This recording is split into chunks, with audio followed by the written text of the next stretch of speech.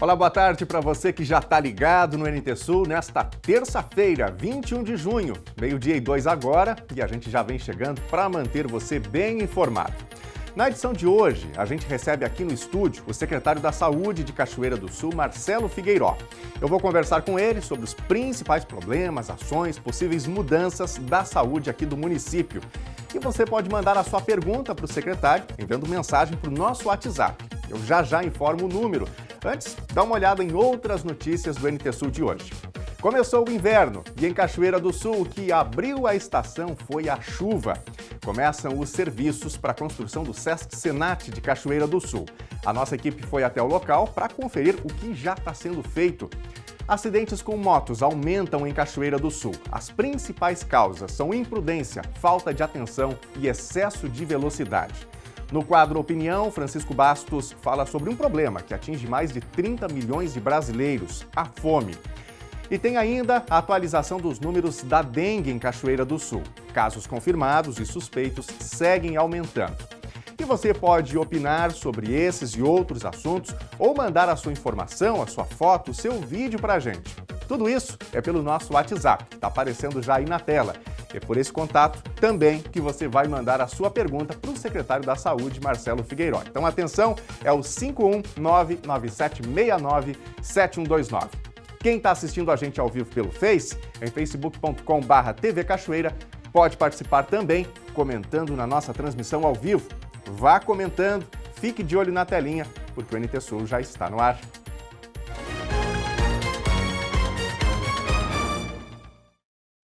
O inverno começou oficialmente hoje. A estação mais fria do ano promete manter os efeitos do Laninha em todo o território brasileiro. As características mais comuns desse fenômeno são aumento das chuvas e da vazão dos rios na região norte e a redução da precipitação na região sul. Hoje aqui em Cachoeira do Sul, o amanhecer teve mínima de 10 graus e uma chuva tímida. E o inverno 2022 chegou nesta terça-feira às 6 horas e 14 minutos, horário de Brasília. A mudança simbólica tem pouca relevância diante das baixas temperaturas que já sentimos na pele neste outono.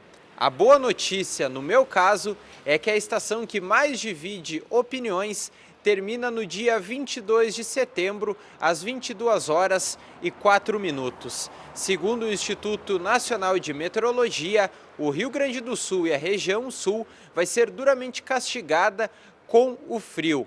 Massas de ar polar devem chegar ao estado, além de fenômenos como a neve na região da Serra. No inverno é bem característico a formação de geadas nas regiões sul, sudeste e no estado do Mato Grosso do Sul, queda de neve nas áreas serranas e planaltos da região sul e episódios de friagem nos estados do Mato Grosso, Rondônia, Acre e no sul do Amazonas. Os meses de julho e agosto devem ser os mais rigorosos. Quem estará presente no inverno é o fenômeno Laninha, que provoca a diminuição das precipitações na região sul.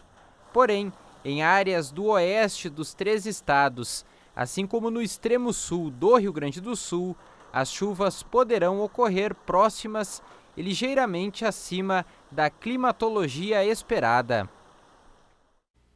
E aí, você que está em casa, gosta do inverno? Está feliz com essa estação que está chegando?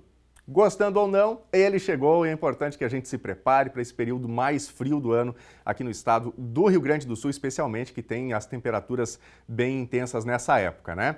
Inclusive, se você quiser falar sobre isso, e eu já adianto também que daqui a pouquinho tem entrevista ao vivo aqui com o secretário da Saúde de Cachoeira do Sul, Marcelo Figueiró. Você pode mandar mensagem para a gente no nosso WhatsApp 51997697129. A gente quer ouvir você, que você participe da nossa conversa, da nossa troca de informações aqui na telinha da TV Novo Tempo. Já a gente vai ver esses recados, viu? Bom, a gente informou ontem aqui no NT Sul sobre o pedido de demissão de José Mauro Coelho, presidente da Petrobras. Pois ontem mesmo, o novo nome do comando da estatal foi anunciado. Fernando Borges vai comandar a empresa interinamente. Ele é o atual diretor executivo de exploração e produção da Petrobras e deve permanecer no cargo até que um novo nome seja eleito e empossado.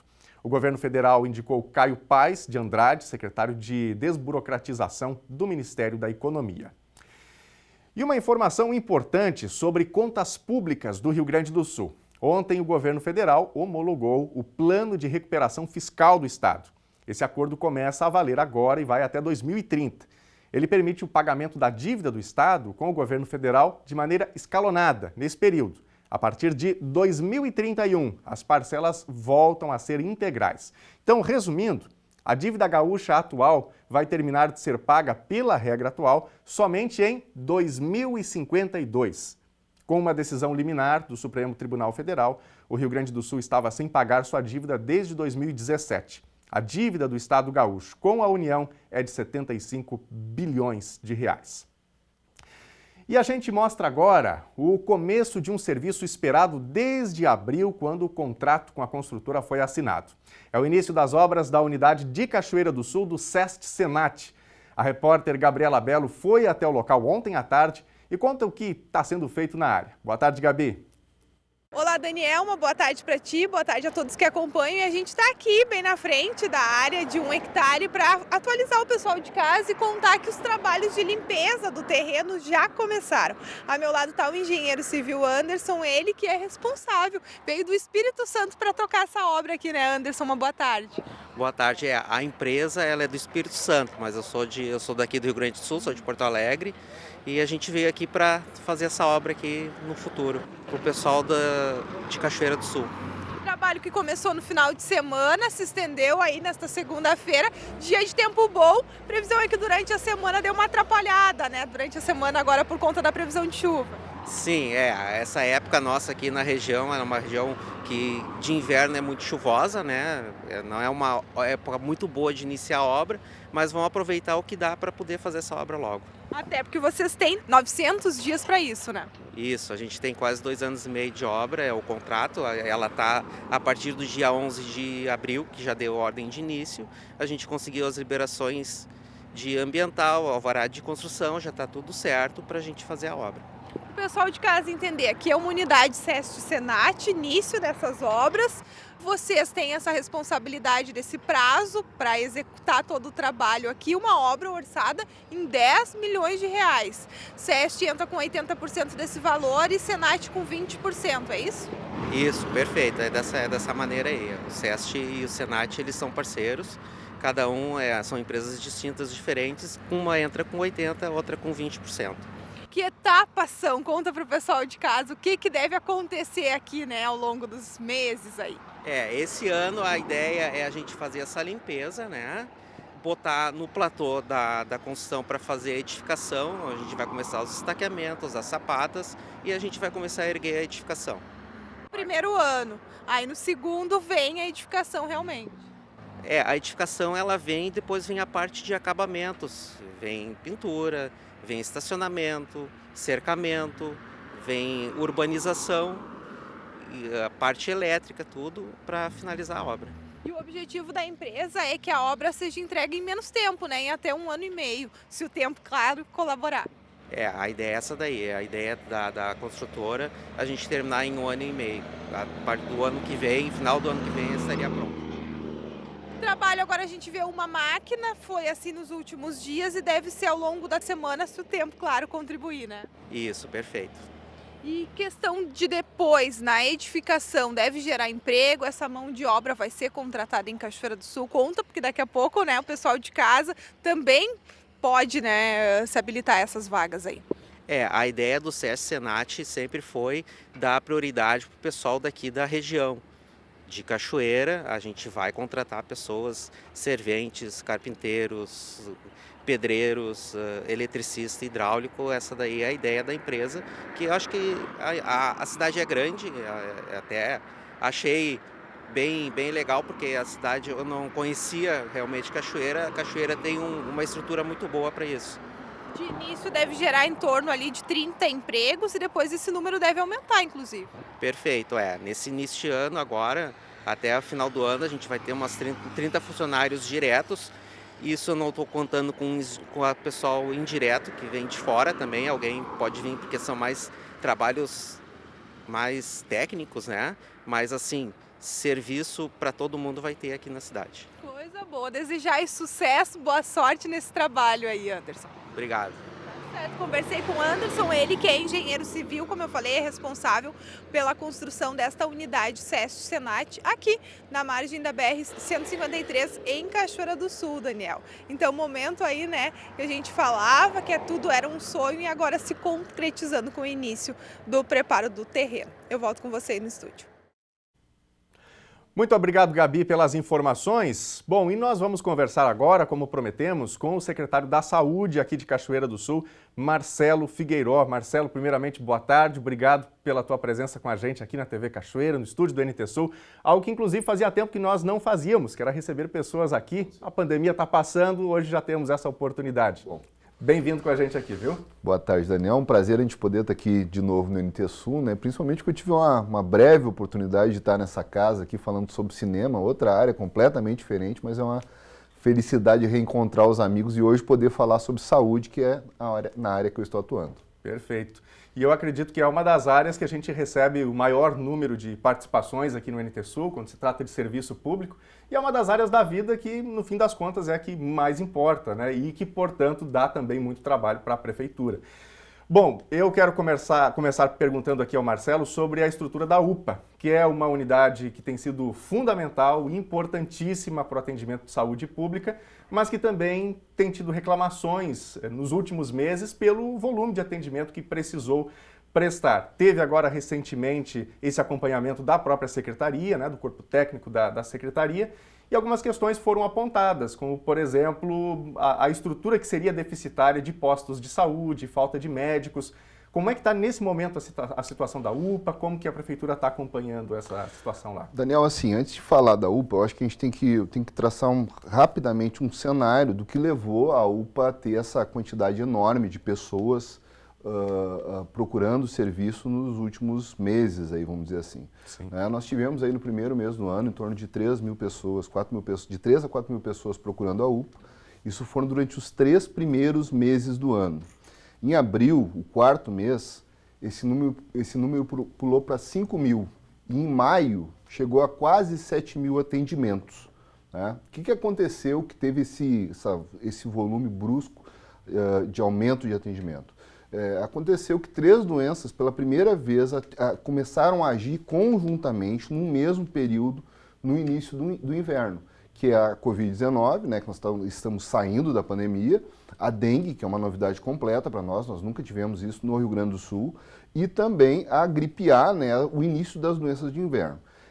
Essas doenças fizeram com praticamente dobrar a quantidade de atendimentos lá na UPA. Né?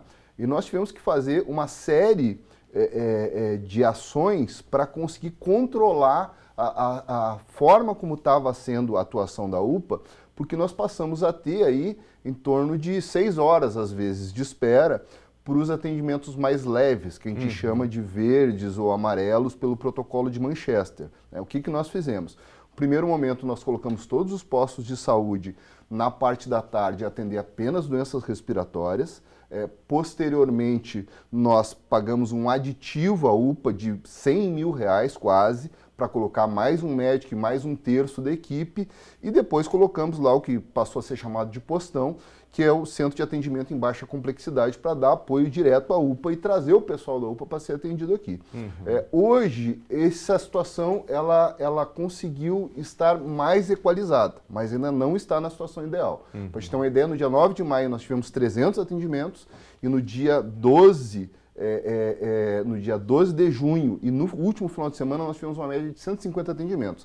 Mas na segunda-feira não funcionou o postão e já aumentou lá de novo. Então essa é uma estratégia que ela é necessária para a gente continuar mantendo essa média adequada aí de atendimentos tanto na UPA quanto no resto da rede de saúde.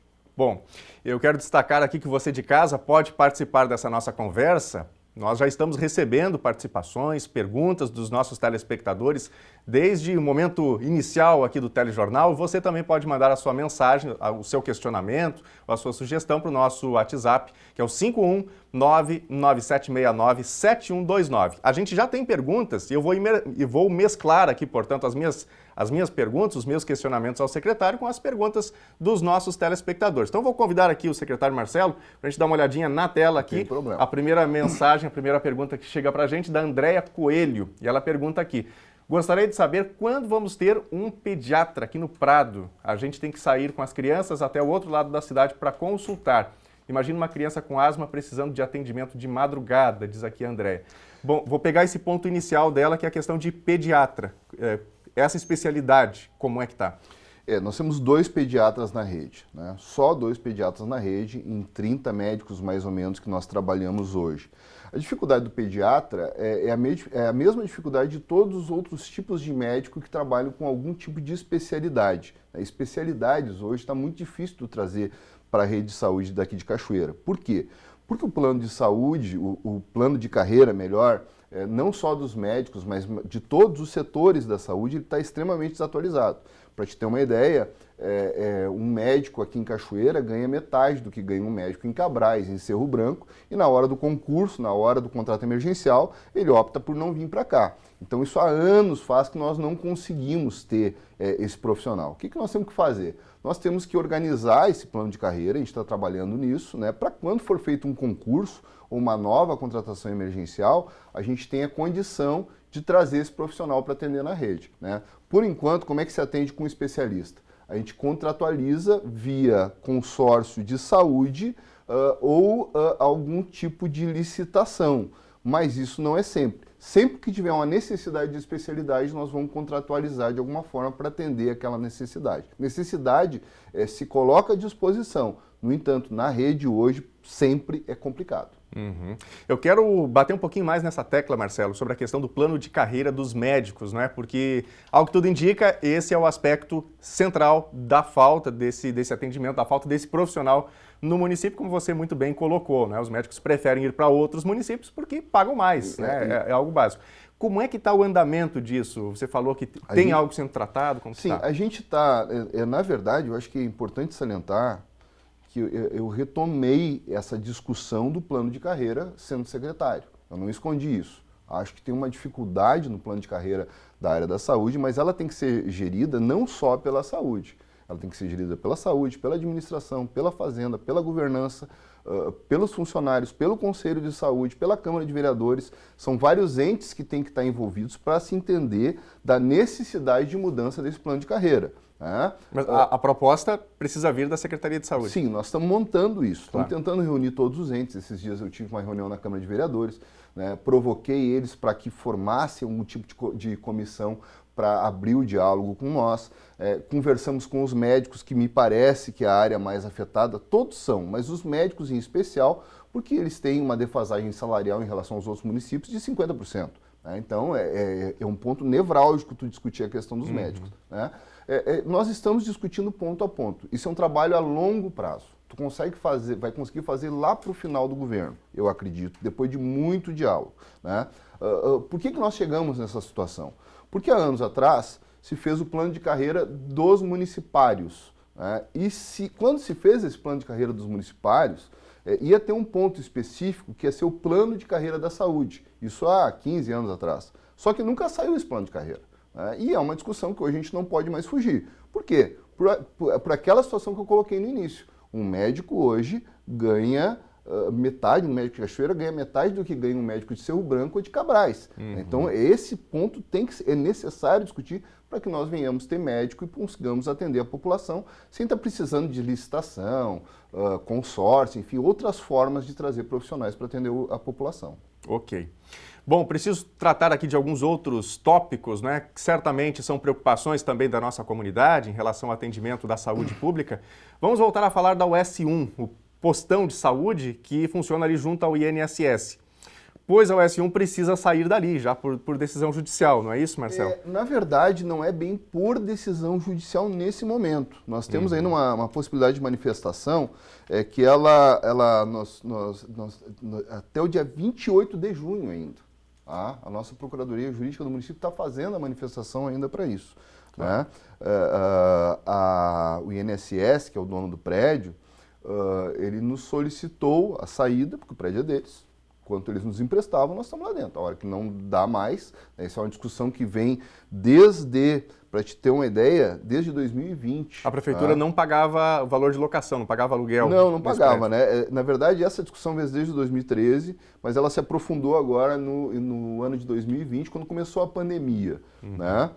Eles, inclusive, têm uma proposta para nós ficarmos naquele prédio de em torno de R$17 mil nesse período de 180 dias que eles estão dispostos a permitir que nós continuemos lá até conseguir fazer uma nova realocação.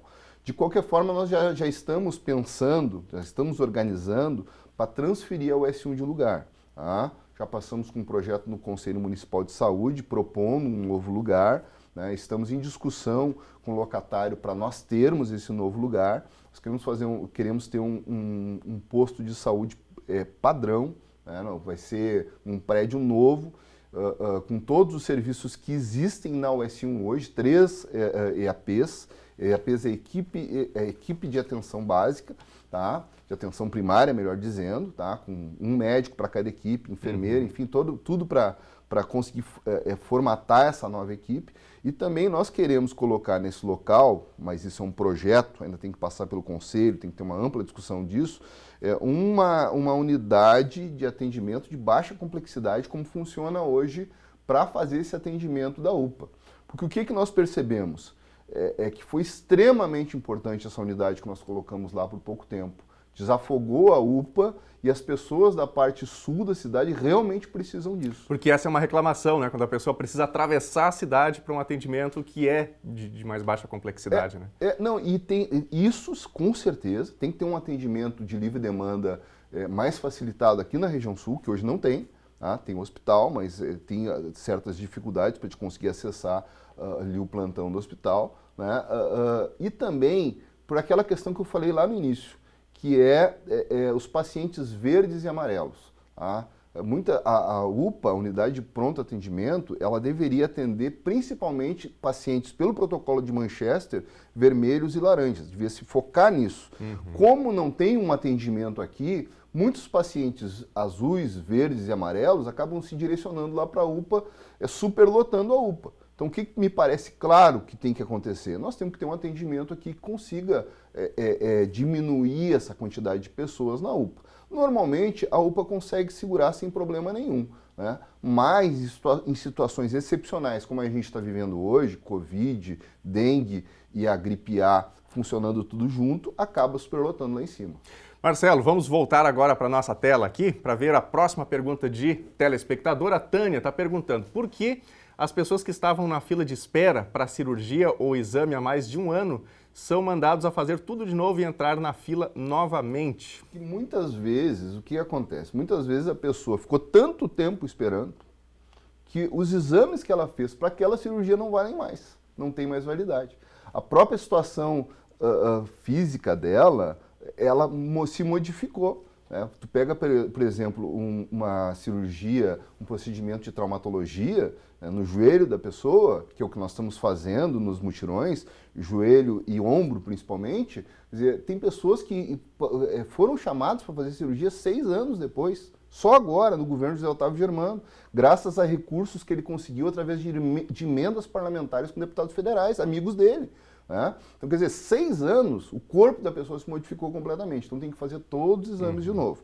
Menos mal que, nesse caso de traumatologia, as pessoas estão recebendo também, né, esse atendimento de exames e tudo mais pelo SUS, né, sem ter que gastar. Né? Mas está fluindo e nós estamos conseguindo dar um bom andamento em todas as cirurgias eletivas aí pós-pandemia do Covid-19. Quais áreas que estão mais afogadas, mais sobrecarregadas nesse momento, Marcelo? Nós começamos a fazer com cirurgias oftalmológicas, já atendemos em torno de 260 cirurgias oftalmológicas, nós tínhamos em torno de 450 na fila de espera.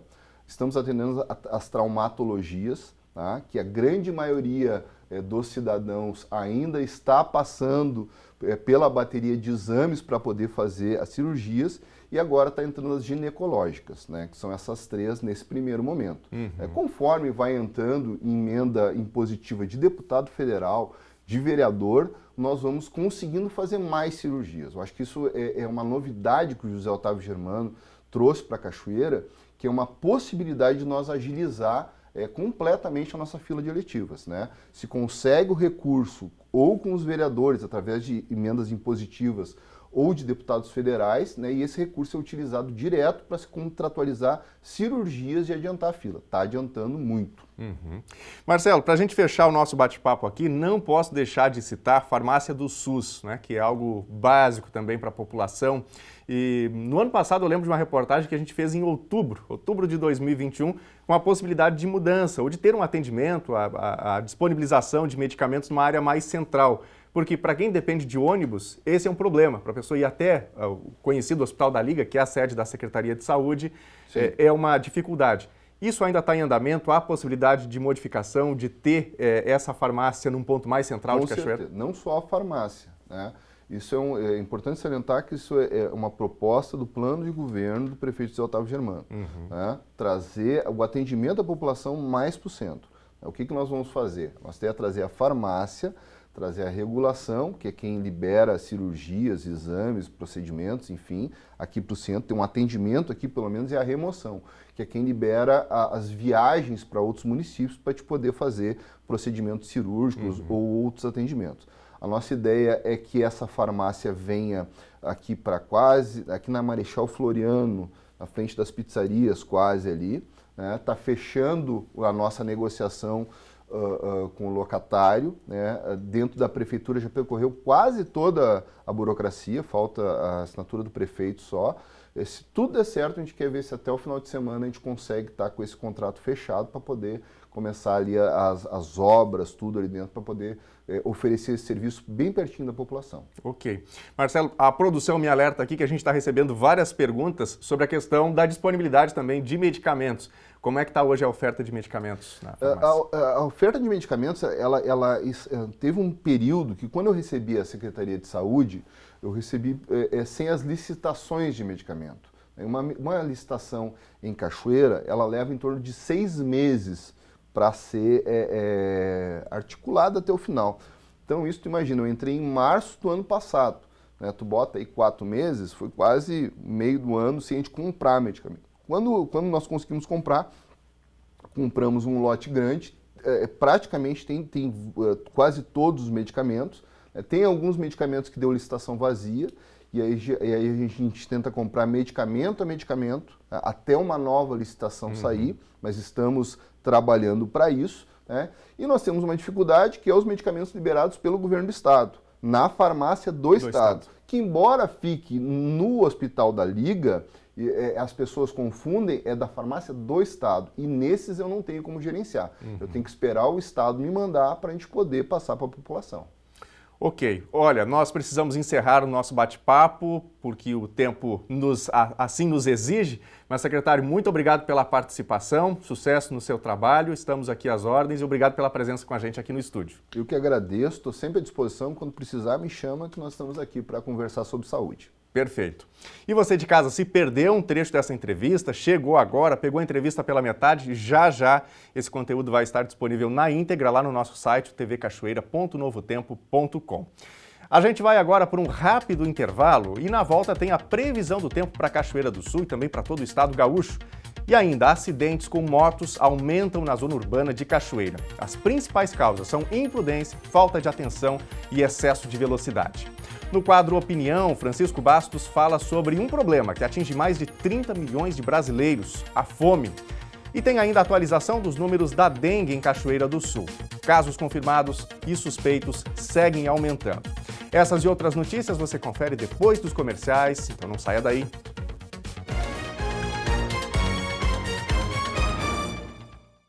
Meio-dia e 34 horas de Brasília, e esta é a imagem deste momento, região central aqui de Cachoeira do Sul. Tem muita umidade ainda, uma chuva fina, né? Em algum momento se intensifica um pouquinho mais, em outros momentos mas é assim que está sendo, né, o primeiro dia de inverno aqui no município de Cachoeira do Sul. Bom, e o primeiro dia do inverno veio chuvoso, como você já viu, né? E isso não é só em Cachoeira do Sul, mas em todo o território gaúcho. E essa chuva não deve ir embora hoje. Dá só uma olhada no que está previsto para essa semana. Terça-feira em Cachoeira do Sul, 21 de junho, início do inverno, tem chuva. E que chuva? Previsão de ao menos 45 milímetros para hoje. Temperatura mínima 12 graus e a máxima não passa dos 17.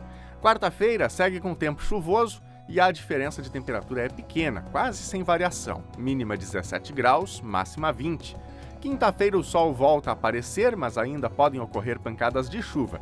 E ao longo do dia a instabilidade vai perdendo força. Temperatura mínima 13 graus, máxima 17.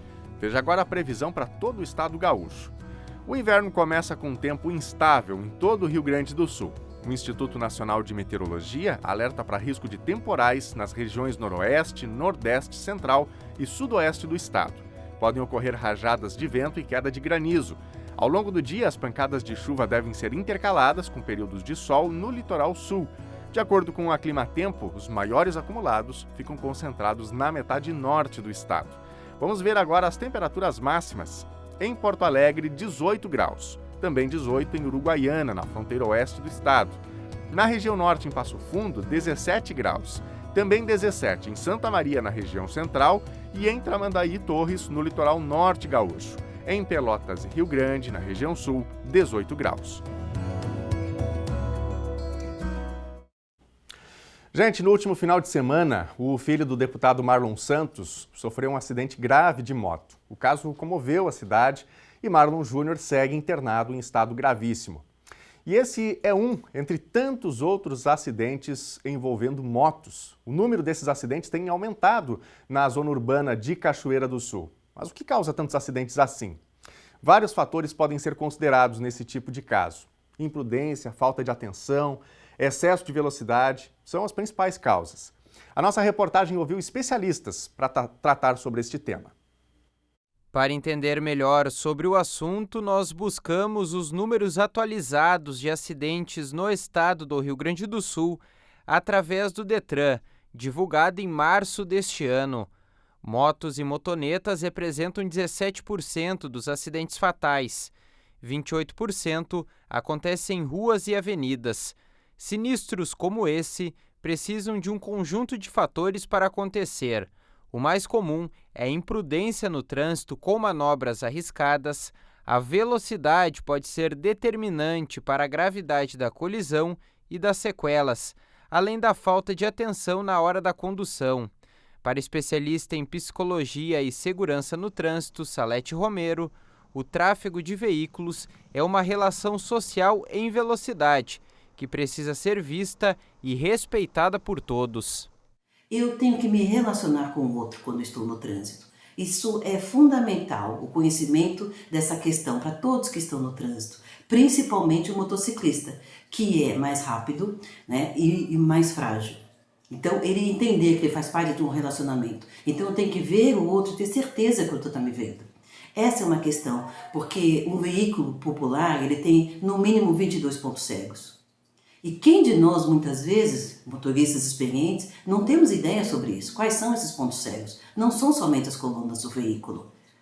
Aliás, os veículos hoje têm muito mais colunas do que antigamente. Para quê? Para absorver impacto em caso de uma colisão. Né? Então, são mais colunas, mais grossas, e tem muitas outras questões, né? Os próprios retrovisores, os painéis, a parte traseira da direita e da esquerda, os encostos de cabeça, são pontos cegos que fazem com que o motorista não veja o motociclista. E o motociclista, que é o mais frágil nessa relação, precisa estar ciente disso e se posicionar de uma maneira que ele consiga ver o outro e ter certeza que esse outro, esse condutor, esteja vendo ali. No Registro Nacional de Acidentes e Estatísticas de Trânsito, atualizado no último dia 13, os dados nacionais apontam semelhança aos do Rio Grande do Sul. Foram 15.915 acidentes com motocicletas, 17,42% do total. Ao todo, 528 óbitos foram registrados. No último levantamento completo realizado em 2021, ao todo, 54% dos acidentes no trânsito ocorreram com motos, totalizando 167 mil eventos. O relatório é da Associação Brasileira de Medicina de Tráfego. O diretor científico da Abramet, Flávio Adurra, comentou alguns pontos cruciais na hora da condução. Respeitar as sinalizações, não farão ultrapassagens perigosas, não conduzirão veículos sob efeito de álcool, drogas, ou falando ao celular e enviando mensagens. Os motociclistas usarão seus capacetes afivelados com a viseira abaixada, e os pais transportarão seus filhos nas cadeirinhas apropriadas para a altura e para o peso. Dessa maneira, o motociclista deve ficar sempre de uma forma que ou ele veja esse condutor pela frente, porque está justamente em cruzamento, né, tendo certeza que esse outro deu a preferencial, mas quando ele estiver numa condição desfavorável, ele veja o motorista dos outros veículos pelo retrovisor desse outro veículo. Porque se eu, motociclista, estou vendo esse outro condutor pelo retrovisor dele, significa que ele também está me vendo aqui, que eu estou fora do ponto cego dele. Porque, ao meu ver, é muito importante que primeiro o pedestre precisa saber caminhar, o ciclista saber pedalar, e só depois disso que ele deve ser habilitado. Porque primeiro nós precisamos cuidar de nós como pedestres. E depois sim, depois de pegar uma habilitação, entender a importância de não só cuidar de si, mas agora cuidar do outro também. O lado bom dessa história é que o Código de Trânsito Brasileiro, artigo 76, prevê que desde a pré-escola até o ensino médio haja ensinamento sobre a educação no trânsito, comportamento solidário e, assim, diminuir as ocorrências de mortes, lesões e sequelas provocadas pelos acidentes. É isso aí. No trânsito, né, toda prudência é pouca. É, portanto, que todos estejam atentos, né, seja quem está dirigindo um carro, quem está pilotando uma moto, para que acidentes sejam evitados. E, infelizmente, eles vêm crescendo, né? Cada vez mais as motocicletas estão sendo usadas, são um meio muito importante para a nossa sociedade, especialmente nessa época de combustível tão caro, não é? Então, para entregas, para o próprio trabalho, para deslocamentos curtos. Mas aí tem algo que, comentário meu aqui, a gente termina percebendo no trânsito muitos motoristas de carros, principalmente, que não dão seta na hora de virar, na hora de trocar de faixa, nas ruas que permitem, né, que mais de um carro desça aquela via, não é, lado a lado. Então, é muito importante que essas coisas básicas sejam observadas, sejam respeitadas, que muitas vezes, numa hora que você vai trocar de faixa, não olhou com atenção se está vindo um motociclista ou não, que você fecha a frente de alguém, e aí pronto, né? O acidente está ali, já ocorreu e aí já é tarde. Portanto, todo cuidado é pouco.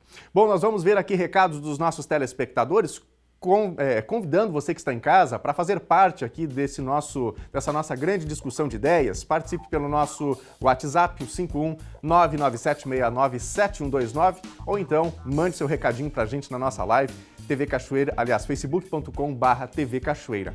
É no Face que eu começo a trazer as primeiras mensagens. A Maria Nelly Rode está com a gente, mandando boa tarde. Obrigado, Maria, pela participação. Uma ótima terça aí para você. A Elizabeth Bittencourt está mandando um recadinho aqui também. Era uma pergunta para o secretário Marcelo Figueiró. Muito obrigado, viu, Elizabeth, pela participação. Vamos encaminhar aqui o seu questionamento.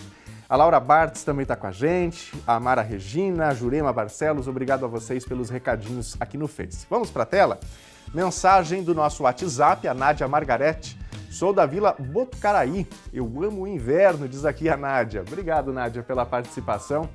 O inverno é realmente a estação que separa as opiniões, né? Não tem meio termo. Ou aqui aqueles que amam o inverno e há aqueles que não gostam de jeito nenhum, né? Quem mais? Lauro está participando com a gente. Esse é o estado da minha rua. Alfredo Papai, ou Papai, no bairro Ponche Verde. Olha aí, dá pra gente ver que realmente tem várias poças, buracos bem grandes e tá faltando passar uma patrola. Tá faltando, na verdade, aí é o pavimento, né? Mas, de todo modo, como a rua não tem o calçamento, o pavimento, esse cuidado é muito importante. Lauro, obrigado pela participação. Ótimo dia para você, viu? Quem mais? Temos aqui a participação do Roberto, de Cachoeira do Sul. Quero pedir a atenção da Secretaria de Obras, porque já faz 4 meses que estamos na escuridão total, na rua Gonçalo de Carvalho. Dá pra gente ter uma ideia aí, né?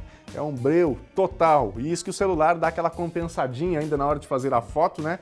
Mas quem passa aí à noite certamente percebe a escuridão total. É um risco aí para os moradores, para a questão de segurança pública e, portanto, o setor de iluminação precisa resolver. Obrigado, Roberto, pela participação. Daqui a pouquinho tem mais mensagens de quem está em casa. Mande seu recadinho também que a gente coloca no ar por aqui.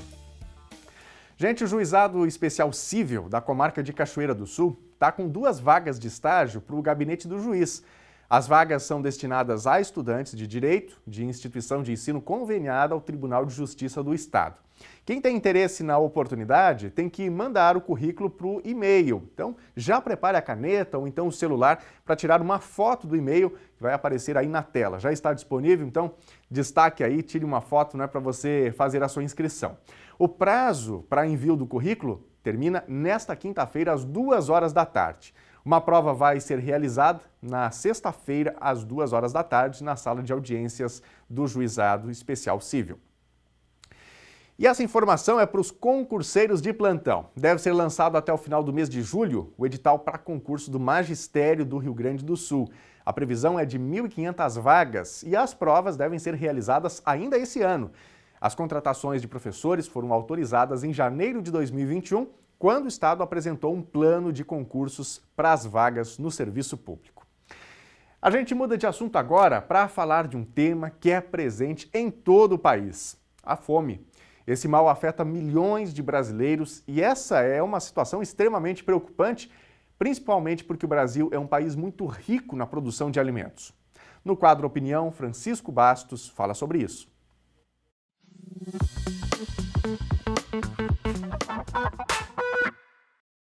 Recentes pesquisas mostram uma chaga muito impressionante no nosso país. A questão da fome ou da falta de alimentos no Brasil. 33,1 milhões de habitantes passam fome ou esporadicamente têm algum tipo de alimento. Não há certeza disso no seu dia a dia.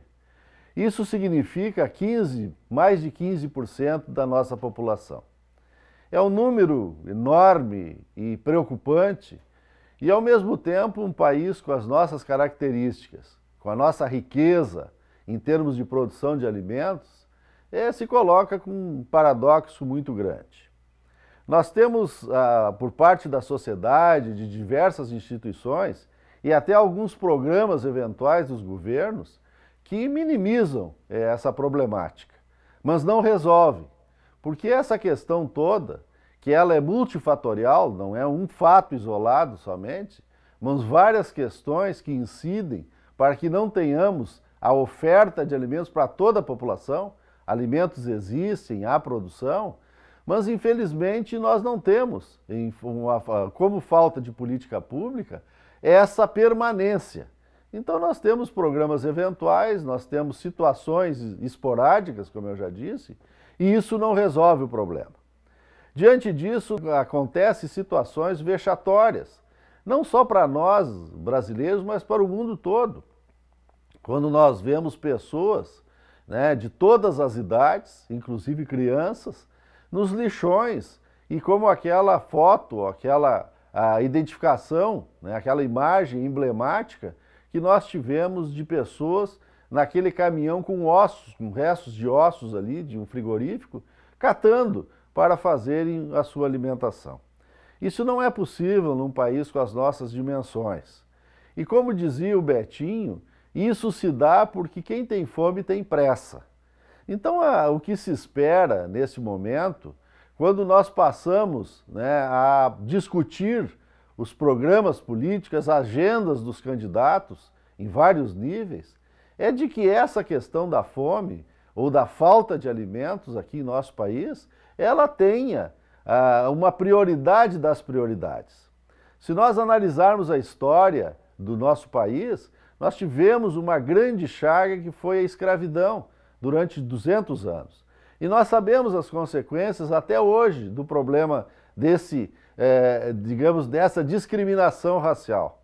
Hoje nós estamos fazendo uma discriminação nos mesmos níveis, quando nós deixamos uma parte da população sem alimentos, ou esporadicamente tendo acesso aos alimentos. Então, o que se quer, o que se busca, é que, diferente de situações eventuais entre na agenda de todos os que se propõem, não de forma teórica, porque existem muitas teorias, muitas formas de enfrentar o problema, mas na prática, porque as pessoas estão com dificuldades. E isso é em todos os cantos do Brasil. Na nossa região, no nosso estado, que é um estado que já foi mais rico, mas que ainda está numa situação melhor do que outros do nosso país, também nós enfrentamos nas periferias aqui muitas pessoas com essas dificuldades. Não é possível que isso continue acontecendo e que se tenha no decorrer do tempo as consequências já diretas, porque aí é possível nós compreendermos, por exemplo, na educação, o baixo rendimento escolar, para não chegarmos em outras questões, como a própria questão da violência, que está intimamente relacionado a crianças que no decorrer dos seus primeiros anos de vida, elas têm deficiência alimentar, que são supridas pelas creches, pelas escolas, mas que, lamentavelmente, isso não é o caminho que se queira para um país que chegou ao século XXI, que tem uma agropecuária forte, de ponta, que exporta alimentos e que é festejada, e como deve ser, festejada pelo que isso significa para o desenvolvimento e para o nosso próprio produto interno bruto, mas que se dê uma olhada, enquanto gestão pública,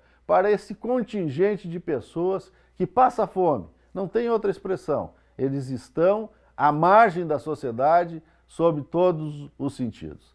Lamentável, e a esperança é de que isso se modifique. Mas, repetindo, quem tem fome tem pressa. Boa tarde. E a gente atualiza agora os números da dengue em Cachoeira do Sul. Os dados que a gente vai ver agora foram divulgados ontem pelo Departamento de Vigilância em Saúde. Então nós vamos aqui para a tela, me acompanhem para você entender aqui esses números. Então os casos confirmados de dengue no município de Cachoeira do Sul são 765, 752 com sintomas leves, 10 com sinais de alarme e 3 casos graves. Cachoeira do Sul tem 2 mortes decorrentes da dengue. Os bairros que têm os maiores números de casos, considerando sempre que esse ranking que a Prefeitura faz aqui, eles levam em consideração tanto os casos confirmados quanto os casos suspeitos. Então, o bairro Noêmia está no topo desse ranking, com 166 casos, Santa Helena com 159, Oliveira com 154, Medianeira com 78 e o Centro tem 63 casos. Por último aqui, o bairro Marina. Ainda conforme esse relatório, que é do dia 20 de junho, os casos suspeitos são 305. Esse é o panorama da dengue aqui em Cachoeira do Sul. E se você tem acompanhado essas atualizações da dengue, deve ter percebido que o bairro Santa Helena está com menos casos do que no último boletim. Aqui são 159 e no boletim da quarta-feira, na quarta-feira passada, eram 162. Conforme a Secretaria da Saúde, essa diferença é porque foram feitas correções nos dados. Inclusive, vários outros bairros tiveram mudanças desse tipo com redução nos números. Na lista que a gente mostrou aqui, dos 6 bairros com mais casos, só o Santa Helena teve redução. E o NT Sul segue falando de saúde, mas agora num outro aspecto. Quando se fala em ronco, a gente logo pensa em desconforto, né? Quem ronca geralmente tem uma noite mal dormida, com pouco descanso, e quem está perto também sofre com isso. Acontece que a gente acaba optando por seguir em frente e se acostumar com isso. Mas isso tem tratamento. A reportagem a seguir mostra isso e fala especialmente com mães e pais que têm em casa uma criança que ronca ou que tem apneia do sono. Tem que observar isso e é possível resolver. Dá só uma olhada na reportagem. A Marina acorda animada para ir à escola. Está com 4 aninhos e esperou 2 para finalmente resolver um problema que trazia desconforto desde bebezinho. Há pouco mais de 2 meses, ela fez uma cirurgia para remover as amígdalas. Eu levei no pediatra e ele me disse que ela precisa ir para o otorrino porque ela tem as amígdalas crescidas. Ela tinha muita apneia, ela parava de respirar durante o sono, roncava muito. Depois da operação, a qualidade do sono é outra. E agora, depois da cirurgia, melhorou em 100%. Não ronca mais, não tem mais crise de apneia. 100%. Claro, depois do pré-operatório, teve aqueles 7 dias duros, mas que valeu a pena, com certeza. Os sinais que a Marina apresentou alertaram a família. E assim como ela, muitas outras crianças podem ter sintomas relacionados a problemas no sono, na respiração, na fala e na audição. O objetivo da Associação Brasileira de Otorrinolaringologia é levar mais informações, especialmente para os profissionais de educação fundamental, sobre como detectar alterações que possam prejudicar o desenvolvimento dos alunos. Uma criança com rinite, que vive espirrando, que vive coçando o nariz, que tem a boca aberta, que não respira pelo nariz, sempre com a língua entre os dentes, que ronca de noite, que baba no travesseiro, que tem coceira nos olhos, que é desatenta, irritável, sono na sala de aula, dificuldade de aprendizado, dificuldade de desenvolver a fala, obrigatória uma avaliação do nariz, da garganta e da audição. Porque às vezes com simples medidas, às vezes um remédio, um medicamento ou uma orientação ou um procedimento até cirúrgico resolve o problema dessa criança e ela passa a se desenvolver bem. Nores é coordenadora pedagógica de uma escola de educação infantil. Na rotina, ela diz notar sintomas nos pequenos, mas não relacionava à indicação de um otorrino. A dificuldade das crianças na fala, dificuldade de aprendizagem, e isso hoje para mim muito surpresa na questão que é dos otorrinos, né? Então a gente nunca pensa desse lado, né? A gente vai por outros lados, mas realmente muito importante. E é assim o que a gente observa nas crianças, a dificuldade, crianças que agora vão ir para outra linha que vai ser bem melhor, né? No nosso dia a dia a gente percebe e acaba passando despercebido, até por não saber esses conhecimentos técnicos que o pessoal está nos passando agora. Mas tendo isso agora em mente, né, nos dá uns estralos de várias coisas que a gente percebe no nosso cotidiano e acaba passando. Isso vai nos enriquecer mais, né, na nossa formação pedagógica enquanto trabalhadora na área da educação e também para os nossos bens mais preciosos, que são nossos alunos, né, que são filhos preciosos de outros pais que deixam na escola. Então, isso é muito importante. Quanto antes for o tratamento, melhores as chances dessas crianças se desenvolverem e aprenderem melhor e se incluírem socialmente melhor, que é o nosso foco mais importante. É isso aí, né? Nada como o bem-estar dos pequenos. É importante que os pais estejam atentos e, ao perceberem essa situação, uma disfunção, né, nesse sentido, na hora de que a criança está ali dormindo, né, está roncando, você vê que há um desconforto, buscar o atendimento de saúde. Vamos ver aqui os recadinhos que estão chegando para a gente, dos nossos telespectadores, de quem está em casa, mas ao mesmo tempo fazendo parte aqui do telejornal NT Sul, e assim que a gente produz esse telejornal diariamente. Você pode mandar o seu recadinho para a gente no WhatsApp 51997697129. Vale áudio, vídeo, foto ou simplesmente o seu texto, a gente coloca no ar aqui na telinha. Ou, se você preferir, pode comentar também na nossa live no Facebook, facebook.com/TV Cachoeira. Vou começar aqui mais uma vez pelo Face. Tá com a gente o João Carlos Lima, a Diva Oliveira, muito obrigado a vocês pelas participações. Aqui na tela, o Sérgio, de Cachoeira do Sul, vamos ouvir. Cachoeira é uma cidade muito mal sinalizada. Tá aí o Sérgio falando então sobre a questão do trânsito, né, e do problema da sinalização. Quem também está com a gente é o João. Manda áudio também e a gente ouve. Esses motoqueiros não respeitam, eles andam numa correria na cidade. Eu moro aqui, quem vai pra Ferreira aqui, ó. Eu tô deitado aqui, ó, Daniel. O cara passa na frente da minha casa aqui em alta velocidade. Tu veja quando ele sobe lá em cima, depois da ponte da Pasta da Areia lá, ó. É isso aí, João, né? Trânsito é uma questão de responsabilidade de todo mundo, né? Todos nós temos que fazer a nossa parte. E o NT Sul de hoje vai ficando por aqui. Muito obrigado pela sua companhia e acesse o nosso site para outras informações, tvcachoeira.novotempo.com. E amanhã a gente está de volta aqui na telinha da TV ao meio-dia. Uma ótima tarde para você, fique com a Novo Tempo, até amanhã, tchau!